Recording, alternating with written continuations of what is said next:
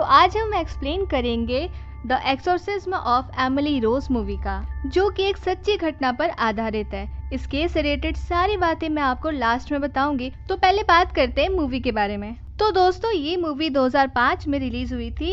इस फिल्म को डायरेक्ट किया है स्कॉट डायरेक्शन ने। तो फिल्म की शुरुआत होती है एक घर से। घर के अंदर जाते ही एक परिवार को दिखाया जाता है जो कि मायूस और दुखी बैठे होते हैं, क्योंकि वहां पर एक लड़की की मौत हो चुकी होती है और उस लड़की का नाम होता है एमिली रोज। और एमिली रोज की मौत का इल्जाम फादर मोरे पर लगाया जाता है, क्योंकि वो एमिली रोज पर एक्सोर्सिज्म परफॉर्म कर रहे थे, जिसकी वजह से एमिली की मौत हो जाती है। इस इल्जाम में फादर को जेल हो जाती है और इस मौत की खबर पूरे शहर में फैल जाती है, जिस वजह से ये केस काफी बड़ा बन जाता है और मीडिया ज्यादा से ज्यादा एक्टिव हो जाती है। अगले सीन में हम देखते हैं फादर का केस लड़ने के लिए एरिन ब्रोनर नाम के लॉयर को अपॉइंटमेंट किया जाता है।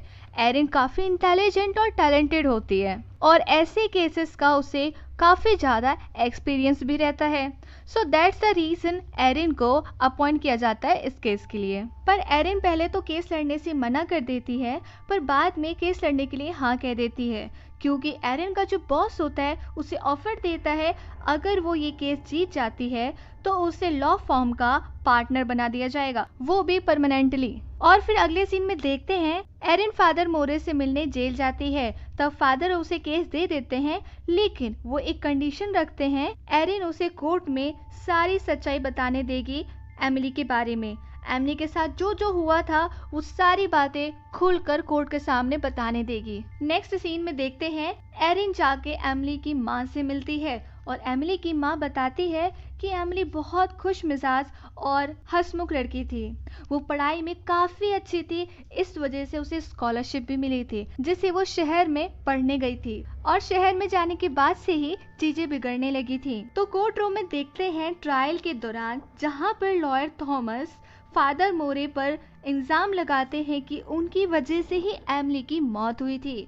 और थॉमस बताते हैं कि फादर मोरे ने एमिली की बीमारी को पोजेशन बताया और जब उसे मेडिकेशन की जरूरत थी उस पे एक्सोर्सिज्म किया गया था, जिसकी वजह से एमिली की बेरहमी से मौत हो गई थी। तभी वहां पर आई विटनेस को बुलाया जाता है, जो कि बताती है एमिली को रात के 3 बजे अजीब सी बदबू आती है और दरवाजे अपने आप खुलने और बंद होने लगते हैं और चीजें अपने आप ही गिरने लग जाते थे।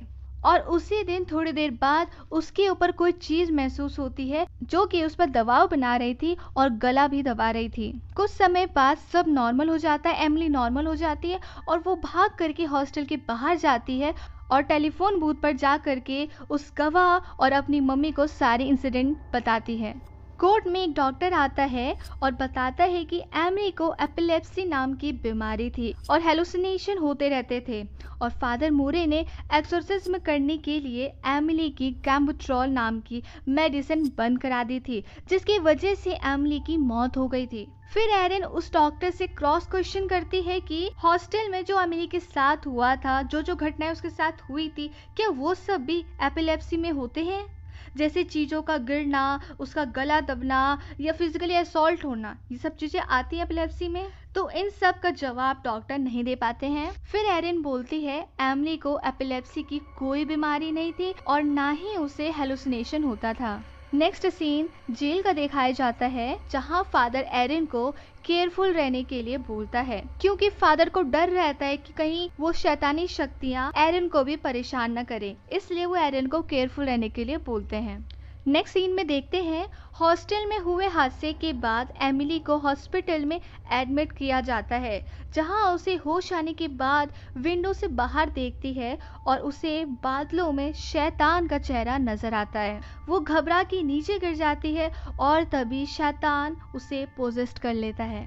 फिर एमिली के बॉयफ्रेंड से कुछ बातें पता चलती हैं कि एमिली की हालत दिन ब दिन बिगड़ती जा रही थी, क्योंकि एक दिन जब वो रोड से जा रही थी तो उसे हर किसी में शैतान का चेहरा नजर आ रहा था और डरते भागते गिरते हुए वो चर्च के अंदर जाती है, जहां 2 लोग बैठे होते हैं पहले से, उनमें भी एमिली को शैतान का चेहरा नजर आता है।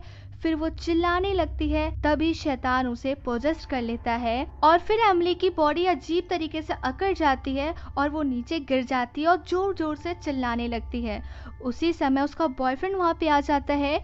कुछ देर बाद एमिली थोड़ा नॉर्मल होती है और अपने बॉयफ्रेंड को अपने पास बुलाती है और बोलती है कि तुम मेरा साथ कभी मत छोड़ना, हमेशा मेरे साथ ही रहना। फिर एमिली का बॉयफ्रेंड एरिन को बताता है तब से उसने एमिली का साथ बिल्कुल नहीं छोड़ा, वो हमेशा एमिली के साथ रहता था। लेकिन इसके बाद हमने देखा एरिन की घड़ी 3 बजे बंद हो जाती है और उसे भी अजीब सी बदबू आने लगती है। और वहीं दूसरे सीन में हम देखते हैं जेल में भी फादर मोरे को डेमोन दिखाई देता है और फादर तभी तुरंत मंत्र पढ़ के उस डेमोन को भगा देते हैं, या ये बोला जाए कि डेमोन गायब हो जाता है। इन सब चीजों की वजह से एरिन रात को सही से सो नहीं पाती, जिस वजह से वो 17 मिनट कोर्ट में लेट पहुंचती है। फादर एरिन को देखते ही समझ जाते हैं कि रात को उसके साथ भी कुछ गलत हुआ है और फादर एरिन को समझाते हैं और बोलते हैं कि अब और ज्यादा केयरफुल हो जाओ, क्योंकि शैतान उस पे भी अटैक कर सकता है कभी भी। और उसके बाद लॉयर थॉमस एक और डॉक्टर को कोर्ट में लेके आते हैं जो बताते हैं एमिली एपिलेप्टिक की साइकोटिक बीमारी से पीड़ित थी, जिस कारण वो मिर्गी की बीमारी के साथ साथ साइको भी होती जा रही थी और उसका सही इलाज ना होने के कारण उसकी मौत हो गई थी। लेकिन यहाँ पे एरिन बताती है एमिली को ऐसी कोई बीमारी नहीं थी, बल्कि वो किसी और चीजों से सफर कर रही थी, जिसमें फादर मोरे उसकी हेल्प कर रहे थे रिकवर होने में। इसके बाद एमिली के फादर और बॉयफ्रेंड की गवाही होती है। ये दोनों बताते हैं एमिली मेडिसिन तो ले रही थी, लेकिन एमिली की तबीयत दिन ब दिन खराबी होती जा रही थी, वो रिकवर नहीं कर पा रही थी। एमिली ने धीरे धीरे खाना खाना छोड़ दिया था, वो बिल्कुल भी खाना नहीं खा रही थी। फिर एमिली का बॉयफ्रेंड ये भी बताता है कि रात में जब उसकी नींद खुलती है तो एमिली को जमीन पर अजीब तरीके से लेटा देखता है और चिल्लाते हुए देखता है। एमिली की आंखें भी पूरी तरह से काली हो गई थी। वो एमिली को उस दिन उसके होम टाउन लेके जाता है। एमिली के फादर मोरे को बुलाते हैं। जब एमिली की सिस्टर एमिली को बुलाने जाती है तो वो देखती है कि एमिली कॉकरोचेस और कुछ कीड़े मकोड़े खा रही थी और अपनी सिस्टर को देख देख चिल्लाने लगती है बहुत जोर जोर से जानवर की तरह, और दीवार में अपने नाखून मारने लगती है और अपना सर पटकने लगती है। तभी वहां पर फादर मोरे आते हैं और एमिली की फैमिली एमिली को बचाने के लिए फादर मोरे की हेल्प लेती है। तो फिर से हम कोर्ट रूम के सीन पे आते हैं जहां डॉक्टर अदानी एक एंथ्रोपोलॉजिस्ट थी। वो स्पिरिचुअल चीजों की साइंटिफिकली रिसर्च कर रही थी और डॉक्टर अदानी बोलती हैं कि एमिली एक हाइपर सेंसिटिव लड़की थी, इसलिए वो सुपर नेचुरल चीजों को आसानी से महसूस कर सकती थी और गैम्बेस्ट्रॉल दवाई के कारण एक्सोर्सिज्म सक्सेसफुल नहीं हुआ, क्योंकि मेडिसिन्स ने उसके ब्रेन को पोजेस्ड स्टेज में ही लॉक कर दिया था और इसी कारण एक्सोर्सिज्म ब्रेन को जो साइको स्पिरिचुअल शॉक मिलता है वो नहीं मिल पाया, जिस वजह से एमिली की मौत हो गई थी। नेक्स्ट सीन में देखते हैं एलिन को डॉक्टर ग्रेहान कैटराइट के बारे में पता चलता है। डॉक्टर खुद एरिन के कलीग को कॉल करके बताते हैं एमिली के एक्सोर्सिज्म के दिन वो मौजूद थे और उन्होंने ही एमिली की फिटनेस चेक करके कंफर्म किया था एमिली एक्सोर्सिज्म के लिए फिट है या नहीं। फिर एरिन फादर पर गुस्सा करती है कि इतनी बड़ी बात उससे क्यों छुपाई, क्योंकि एक्सोर्सिज्म के टाइम डॉक्टर का वहां पे मौजूद होना और एमिली की कंडीशन को मॉनिटर करना फादर के ऊपर लगे सारे ब्लेम को खत्म कर सकता था। फादर मोरे एरिन को बताते हैं कि डॉक्टर ने खुद ही फादर से रिक्वेस्ट की थी कि फादर उनके बारे में किसी को ना बताएं, पर वो डॉक्टर फादर की हेल्प करने के लिए खुद से ही सामने आते हैं, क्योंकि फादर मोरे उनके अच्छे फ्रेंड थे। इसके बाद एरिन उस डॉक्टर से मिलती है और डॉक्टर बताता है एमिली को कोई भी बीमारी नहीं थी, उस पे कोई शैतान हावी था और डॉक्टर एरिन को एक टेप रिकॉर्डर भी देता है जिसमें एक्सोर्सिज्म को रिकॉर्ड किया गया था। उसके बाद उसी रात 3 बजे एरिन को भयानक आवाज सुनाई देती है जो कि उस टेप रिकॉर्डर से आता है। इस बात से एरिन कंफ्यूज्ड हो जाती है और डर जाती है कि अपने आप टेप रिकॉर्डर ऑन कैसे हुआ।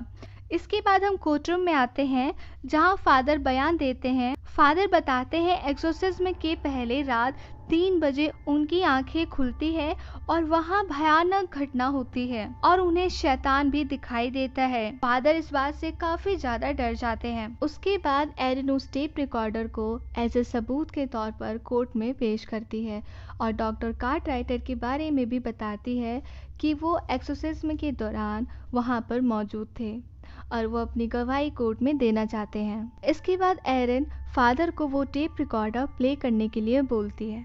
ये टेप रिकॉर्डर बहुत मायने रखता था क्योंकि इस टेप रिकॉर्डर में सारी घटनाएं जो हुई थी एमिली के साथ और एक्सोर्सिज्म के दौरान, वो सारी घटनाएं इसमें रिकॉर्ड थी। फादर ने एक्सोर्सिज्म के लिए 31 अक्टूबर की रात चुनी थी क्योंकि ये रात हैलोवीन की रात होती है। फादर बताते हैं कि हैलोवीन की रात शैतान ज़्यादा एक्टिव हो जाते हैं और इसीलिए उन्होंने एमिली की बॉडी से शैतान को निकालने के लिए हैलोवीन की रात को चुना था। और उसके बाद एमिली का एक्सोर्सिज्म शुरू हो जाता है। एक्सोर्सिज्म स्टार्ट होते ही एमिली शैतानों जैसी हरकतें करने लग जाती है और जोर जोर से चिल्लाने लग जाती है। कभी वो खुद को अटैक करती है तो कभी वो फादर पर अटैक करती है। और फिर फादर जब उस शैतान से उसका नाम पूछते हैं तो एमिली चिल्ला के बोलती है 1 2 3 4 5 6 1 2 3 4 5 6। फिर फादर पर बिल्लियां अटैक कर देती हैं।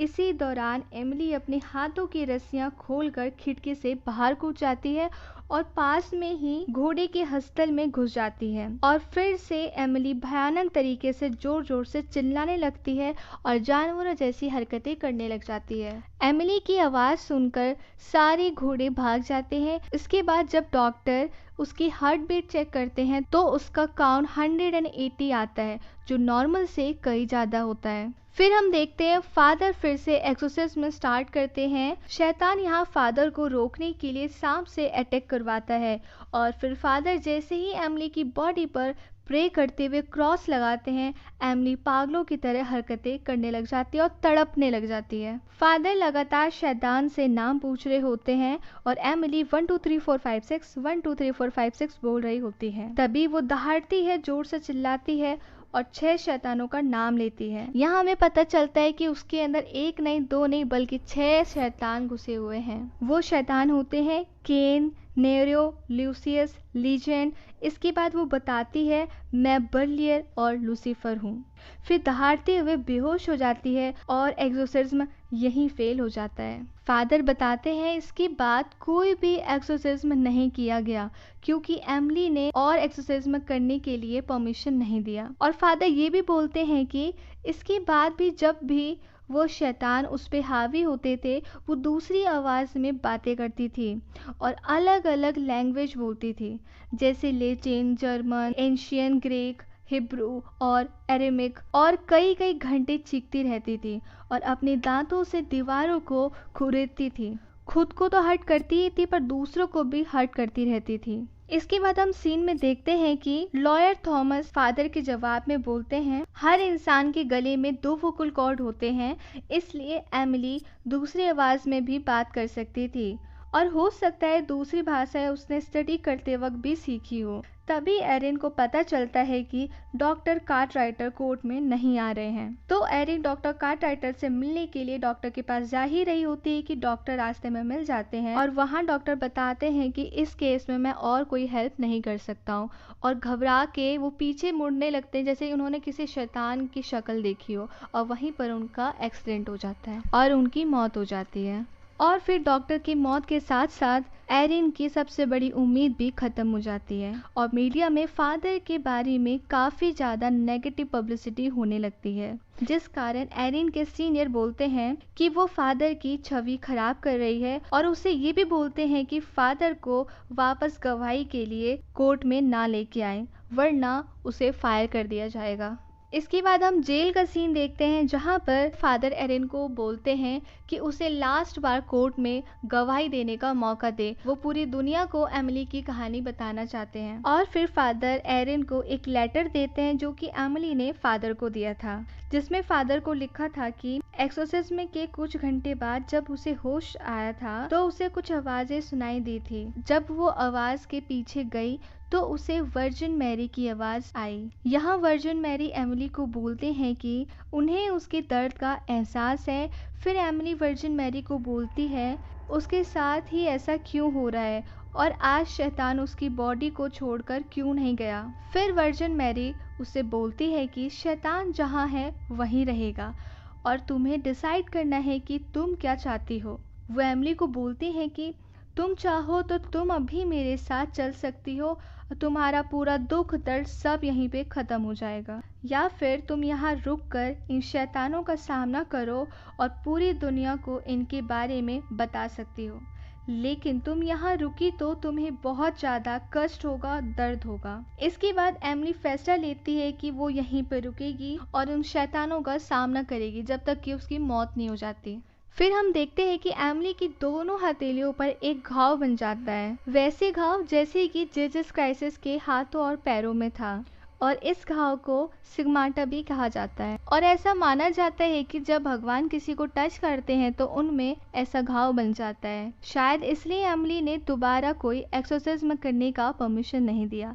एमिली शैतानों से लड़ती रही जब तक उसकी मौत नहीं हो गई। और फादर आगे बताते हैं कि एमिली ने दुनिया के सामने सच लाने के लिए ही इतना सब कुछ सहा था। इसके बाद कोर्ट का सीन आता है जहां पर लॉयर थॉमस इन सभी बातों को मानने से इनकार कर देते हैं और वो बोलते हैं कि वो घाव एमिली की वजह से ही खुद को लगे थे, या हो सकता है कि उसके घर में लगे फैन से लगा हो। फिर थॉमस आगे बताते हैं कि एमिली की मौत का जिम्मेदार फादर मोर ही है, जिन्होंने उसे मेडिसिन बंद करने को कहा और जिस बात को फादर भी एक्सेप्ट करते हैं, तो उसकी मौत का जिम्मेदार फादर मोर ही है। फिर लॉयर एरिन बोलती हैं कि फादर मोरे एमिली की हेल्प कर रहे थे और उसे सपोर्ट किया करते थे। इसमें कोई शक नहीं है कि फादर मोरे ने हर एक कोशिश की थी एमिली की जान बचाने के लिए और एमिली को ठीक करने के लिए। फिर कोर्ट में बैठी जूरी अपना डिसीजन लेती है और फादर को एमिली का दोषी मानते हुए उसे सज़ा देने के लिए बोलती है। लेकिन जूरी यहाँ पे ये भी रिकमेंड करती है कि फादर की सज़ा टाइम सेल हो, यानी इस केस के दौरान फादर ने जितनी भी सज़ा जेल में काटी थी उनकी पूरी सज़ा यही थी और फादर की सज़ा अब ख़त्म हो गई है, फादर अब फ्री हो सकते हैं। तो एरिन केस हार कर भी जीत जाती है और एरिन का सीनियर उसे सीनियर पार्टनरशिप का ऑफर देता है, लेकिन एरिन उसे रिजेक्ट कर देती है, बोलती है मुझे कोई ऑफर नहीं चाहिए। नेक्स्ट सीन में हम देखते हैं एरिन और फादर मोर एमिली की ग्रेव पर फूल चढ़ाते हुए नजर आते हैं और इसके बाद घर जाके एरिन केस रिलेटेड सारे डेटा बंद कर देती है और एक कार्टन में पैक कर देती है। फिर वो सोने जाती है और सोने से पहले अपनी घड़ी को सीधा करके रख देती है और यहीं पे मूवी ख़त्म हो जाती है।